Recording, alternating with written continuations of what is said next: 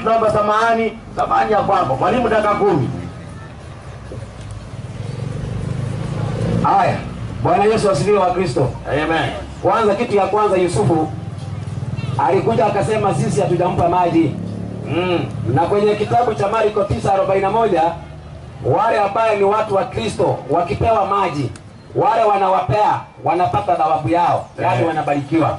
Kwa hivyo wewe Yusufu ndio ungekuja na maji tuletee ndio barikiwe. Tukupe.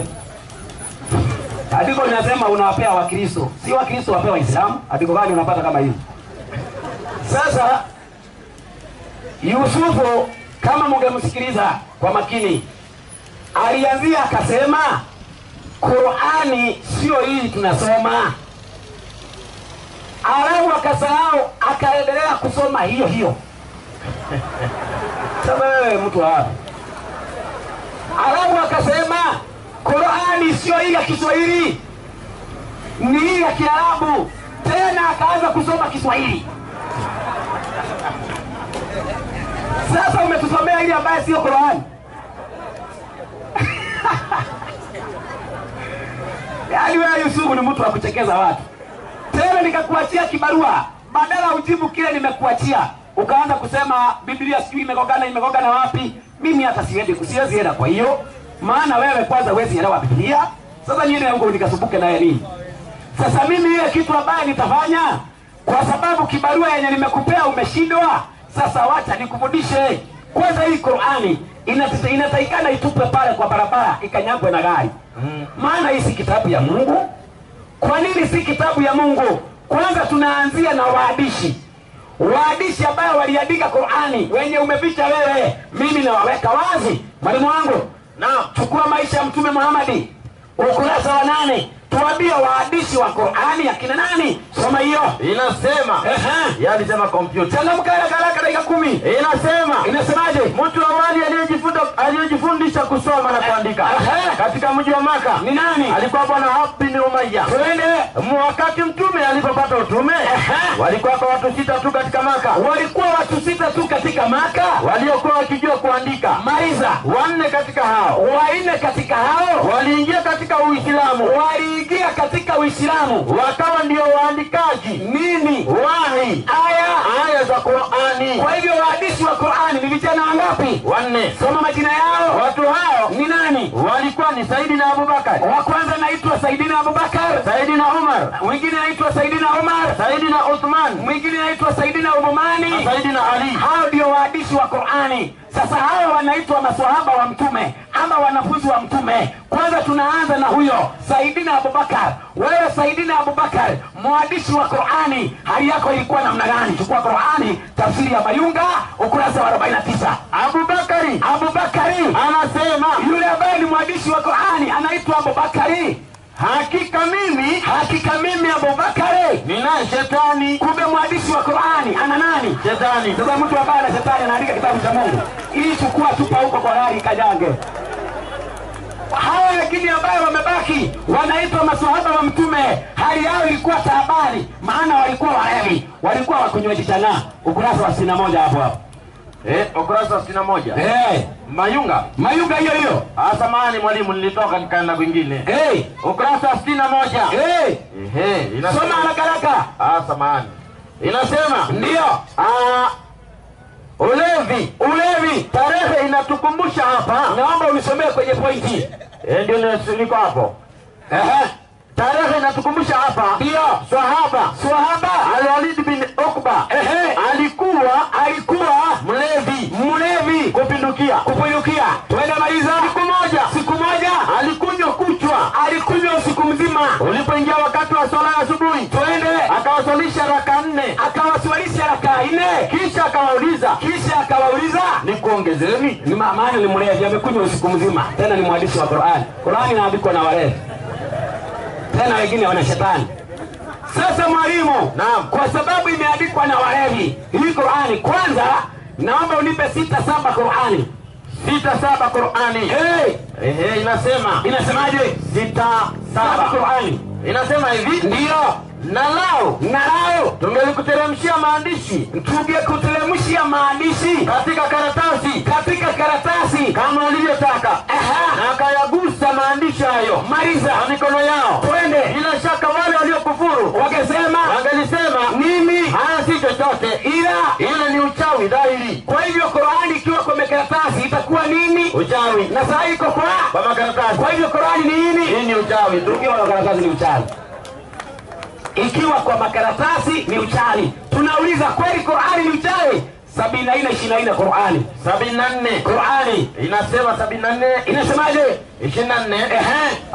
Inasema hivi. Inasemaje? Na akasema hayakuwa haya aliyokuja nayo Muhammad, aliyokuja nayo Nabii Muhammad, ila ni uchawi. Kumbe Muhammad alikuja na nini? Uchawi. Kwa hivyo Qur'ani ni nini? Uchawi.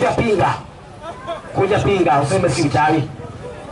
Maneno aliyokuja nayo Muhammad ni uchawi. Je, maneno haya ya Muhammad ambaye ni uchawi alitoa kwa Mungu ama si ya Mungu? 378 Qur'an. 378 Qur'ani. Inasema hivi. Na miongoni mwao kuna baadhi yao wanapinda ndimi zao. Wanapiga kama Yusufu ndimi zao kwa kusoma kitabu ili mpate kuyafikiri maneno yao. Hayo kuwa ni ya kitabu cha Mwenyezi Mungu. Wala si ya kitabu cha Mwenyezi Mungu. Maliza. Na wanasemaje? Haya. Gani hayo? Haya. Ati haya yametoka kwa Mwenyezi Mungu. Na hali hayakutoka kwa nani? Kwa Mwenyezi Mungu. Kwa hivyo wanasema Qur'ani ilitoka kwa nani? Kwa Mwenyezi Mungu. Lakini haikutoka kwa nani? Kwa Mwenyezi Mungu. Sasa tunauliza, kwa sababu Qur'ani haikutoka kwa Mwenyezi Mungu, ilipewa nabii mtume aliyeumi. Sasa jina hili mtume aliyeumi lina maana gani? Mwalimu wangu. Naam. 758 Qur'ani. 758. Mtume aliyeumi asiyejua kusoma wala kuandika. Inasema aliyeumi maana yake nini? Soma. Ambao wanamfuata mtume nabii aliyeumi. Maliza mchuuzi wake. Yaani mtume Muhammad. Neno umi maana yake yanayohusiana na mama. Twende. Yaani asiye na kosa kama alivyo mtoto. Neno hilo pia. Neno hilo aliyeumi maana yake ni mtu hasa Mwarabu asiye na kitabu kilichoteremshwa na Mwenyezi Mungu. Kumbe yule ambaye ni mtume aliyeumi ni mtu aliye na nini? Kitabu. Tena Mwarabu ana kitabu kisichotoka kwa nani? Kwa Mwenyezi Mungu. Na Muhammad ni mtume aliyeumi. Tena Mwarabu ana kitabu kisichotoka kwa nani? Kwa Mwenyezi Mungu. Kwa hivyo Qur'ani ilitoka kwa nani? Kwa Mwenyezi Mungu. 97 Qur'ani barwani. Inasemaje? 97 barwani. Na kama wewe Yusufu ni kidume, kuja soma hiyo andiko kwa Kiarabu. Kuja soma hiyo kwa Kiarabu. Usome Kiswahili. Maana Kiswahili umesema ni fafanuzi. Soma hiyo 297 kwa Kiarabu. Uone kama utabatizwa leo na maji moto. Soma hiyo. Sema. Aliyekuwa ni adui wa Jibrili. Basi huyo ndiye aliyeteremsha Qur'ani. Kwa hivyo Qur'ani mwenye aliteremsha ni adui wa nani? Wa Jibril. Sasa kwa sababu Qur'ani ni adui wa Jibrili, ndio naona mpaka ilikuliwa na ng'ombe. Sijui polisi. Chukua hiyo Qur'ani. Ukurasa wa 656. Qur'ani ilikuliwa na ng'ombe. Soma usikie. 600. Na kama si ng'ombe, uje utuambie ni nani alikula. Soma hiyo. Inasemaje? 56. Ameanza kufanya kukuta uso. Mwana Aisha. Wewe unakuja uso ya nini? Soma hiyo. Mwana Aisha. Nisome kwenye ng'ombe kula. Hakika. Ilishuka aya ya rajmi. Mara 10. Na ukurasa wa aya hizo. Maliza. Ulikuwa chini ya kitanda changu. Twende. Mara alipofariki mtume. Tukashughulika na kifo chake. Maliza. Akaingia ndani. Nani? Mnyama wa kufugwa. Akafanyaje? Na akaula ukurasa huo. Kumbe kuna ukurasa wa Qur'ani ulikuliwa na mnyama wa kufugwa. Kama si ng'ombe, muje mtuambie ni nani? Mbuzi. Alafu Yusufu, usikasirike. Unajua wewe, unataka wewe ukiongea, mimi nicheke. Mimi nikiongea ukasirike. Kuwa sawa. Hata mimi sitakasirika. Wewe toa vitu bwana. Usiwe na wasiwasi. Piga maneno. Tuko tu hapa tu, hakuna mahali tunaenda. Tuko tu hapa. Mwalimu wangu, naam, mimi ninasimama nikisema hivi. Qur'ani inatabua nini? Biblia. Kwa sababu ilipata wapi? Kwanza alikuja akasema iko kwa mabano. Biblia inatabua, Qur'ani inatabua Biblia. Tena kwa aya. 29:47 Qur'an.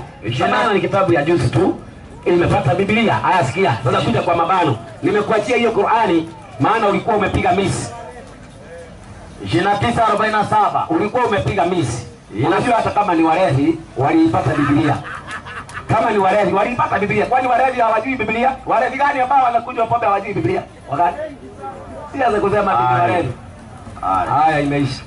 Asante sana, nashukuru. Mwalimu amefundisha vizuri. Na nimesikia jambo la ajabu. Kumbe Qur'ani ilidiwa bwana. Sasa sijui ni paka ama nani huyo mtoto wake. Ndio maana katika Qur'ani ukitafuta andiko Paulo mtume upati, kumbe mbuzi alikula. Ukitafuta Yesu Mungu hakuna. Paka alipita nayo. Haya, mwenyekiti. Haya.